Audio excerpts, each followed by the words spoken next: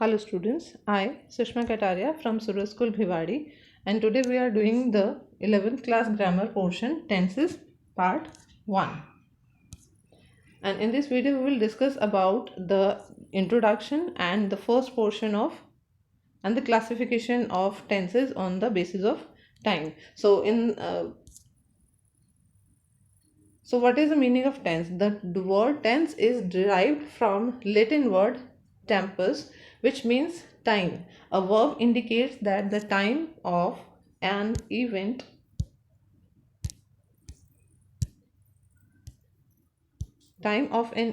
or condition by changing its form. So it is the tense is a Latin word tempus. It's created by that, and what is the meaning? It indicates the time of an action, event, or condition. Clear? Changing its form, that is called tense. So based on time, on the basis of time, the verb tense may be categorized according to the time frame present tense, past tense and future tense. That means according to the time, अगर हम उसको frame करें tenses को, तो we have 3 time: present tense वर्तमान काल, past tense भूतकाल यानी कि जो बीत चुका है, and future which is upcoming. So how we will divide it? Present tense express an unchanging, repeated or reoccurring action or situation that exists only now. मतलब जो चीज़ें रिपीट हो रही हो, अनचेंज्ड है या फिर रीअकर हो रही हैं यानी कि दोबारा क्रिएट हो रही हैं, तो उनको जो प्रेजेंट यानी कि in present conditions only it can repeated whisper wide spread truth. That means इसमें कौन से होते हैं, जैसे एक हैबिचुअल एक्शन आ गए या फिर आपके कोई यूनिवर्सल ट्रूथ्स आ गए, इस तरह के जो एलिमेंट्स हैं वो आते हैं प्रेजेंट टेंस में. And past tense expresses an action और situation that was started and finished in the past. मतलब पास्ट में ही स्टार्ट हुए थे और पास्ट में ही खत्म हो जाते हैं, उन तरह के पोर्शंस को क्या बोलेंगे? Past tense. Future tense expresses an action और situation that will occur in the future. Simple as that. जो चीज़ें फ्यूचर में होने वाली हैं वो किस में आ जाएंगी? फ्यूचर टेंस में.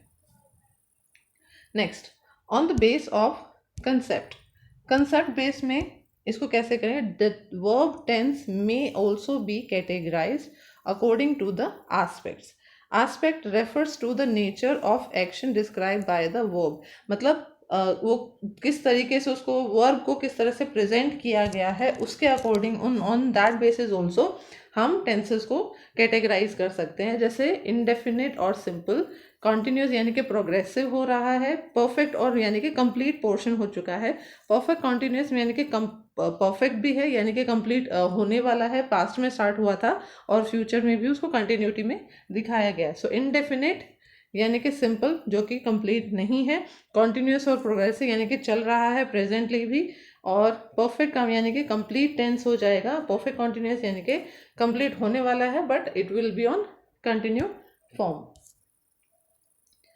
नेक्स्ट, अब इसका इनकी भी अगर हम डेफिनेशन देखें, सो indefinite tense, the 3 indefinite tenses or simple tenses describe an action but do not state whether the action is finished.